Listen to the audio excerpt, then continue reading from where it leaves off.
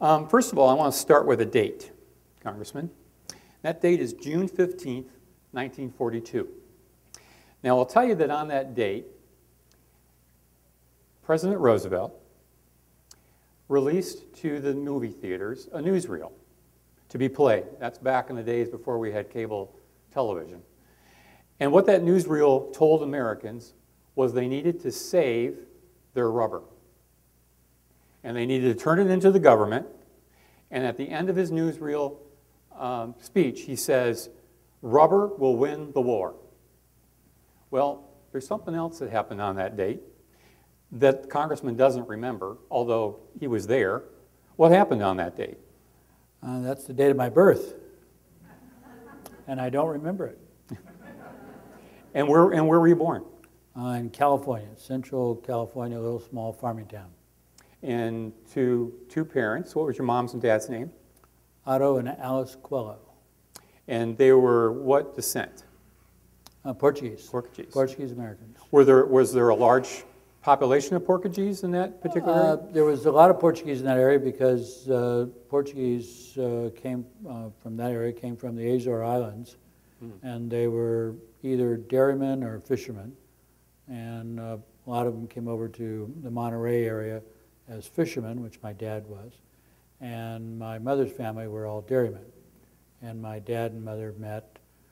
My dad was selling fish back of a truck to the dairy farmers, and that's how they met. And any siblings? I have two older brothers and a younger sister. So you're almost that middle child then. Almost. That troubled middle child, okay. And your mom was a stay-at-home mom, which was very common then, or did she work on the dairy farm? She worked on the dairy farm along with everybody else. It was a family dairy farm of 300 cows, and my brother and I milked the cows, and my dad and oldest brother did the maintenance of everything and so on, and my mother prepared all the meals and drove the tractors and did everything else. So you got familiar with hard work pretty early. It developed character, that's what I always say. Now, you went to school there. Was it a small school? It was, the community was around 2,000 people, and so it was a joint unified school district, which meant different cities and so forth, communities, basically fed into it. So it was a small school, but it was a great school. We had a lot of fun and so forth. Good school.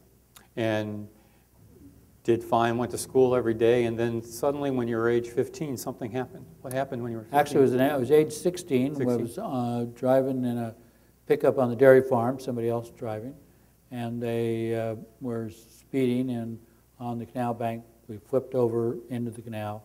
I hit my head, and I remember floating out of the pickup and had a severe headache. We had totaled the pickup, so I was more concerned about the other end of my anatomy because my dad was going to take care of that. And did he? No. Okay. But I was frightened by it. But I had a headache, and the headache lasted for a bit, but then went away. And then a year later, I was milking, and I had a seizure in the barn, and woke up after a while. I don't know. It takes a while for the doctor to come out to the farm. So. And was it a doctor or a veterinarian? With a doctor. Okay. But he acted like a veterinarian. A nice guy. But when I woke up from my seizure, he was sitting on me, which is an interesting way to deal with seizures. But he was sitting on me, and everybody was standing around frightened. And I couldn't speak at that point. But they basically said they didn't know what it was, my family said. And I continued to have seizures after that, not knowing what it was, went to a lot of doctors. Now, what I was told later is that these doctors had all told my family that I was having epileptic seizures.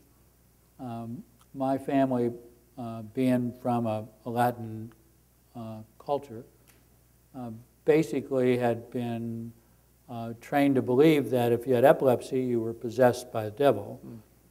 Now, my Republican friends know I'm possessed, but to have your family feel that you're possessed, something different.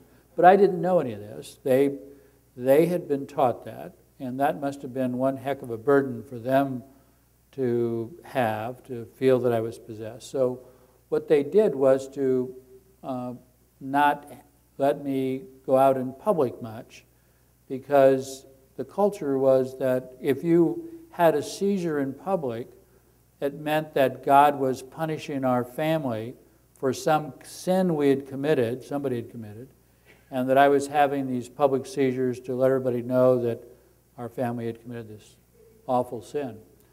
So they didn't want me to be in public much.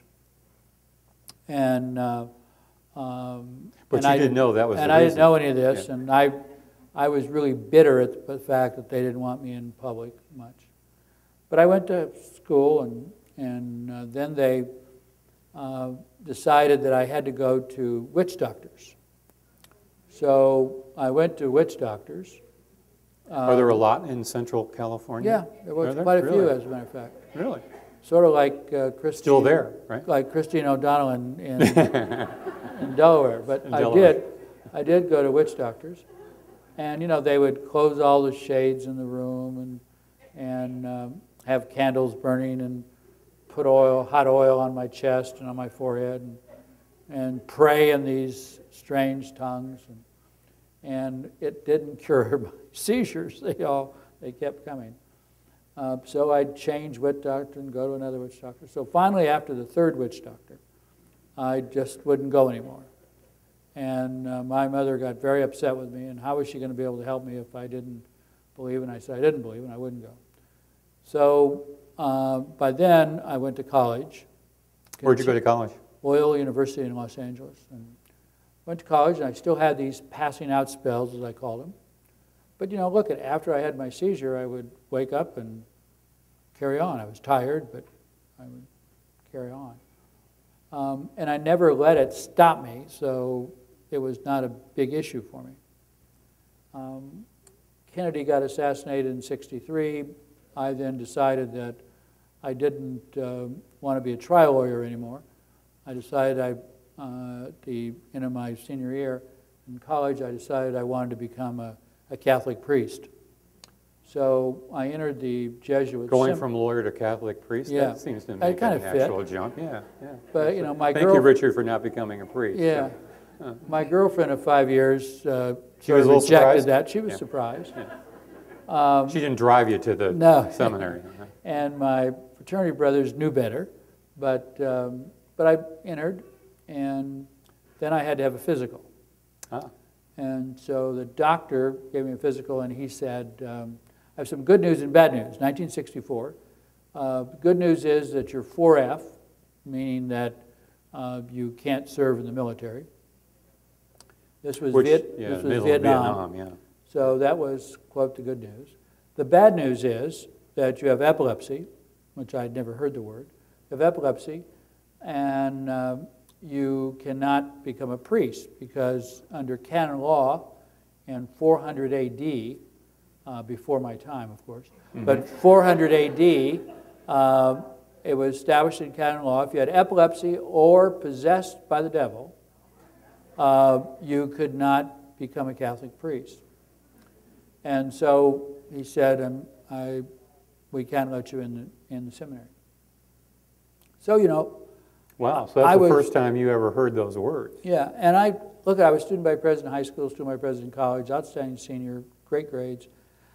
I was, even though I'd had these seizures or these passing out spells and the witch doctors and all this stuff, I was a very confident young guy. And so, doctor told me what this was. I felt good about it. I now knew what this was. He gave me some drugs to take care of it, and I was happy.